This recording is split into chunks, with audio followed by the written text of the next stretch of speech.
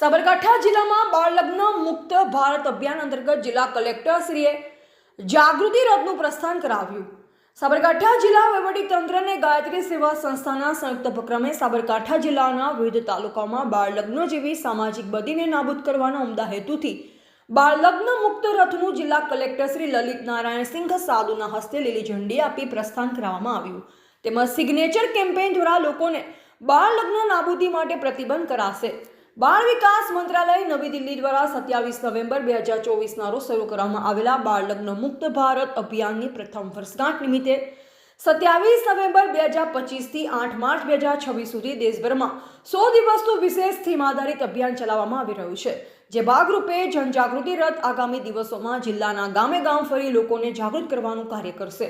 આ 100 દિવસીય અભિયાન દ્વારા જિલ્લાના અંતરિયાળ વિસ્તારોમાં બાળ લગ્નના ગેરફાયદા અને કાયદાકીય જોગવાઈ વિશે સમજણ આપી સાબરકાંઠાને સંપૂર્ણપણે બાળ લગ્ન મુક્ત જિલ્લો બનાવવાના પ્રયાસો તેજ કરવામાં આવ્યા છે।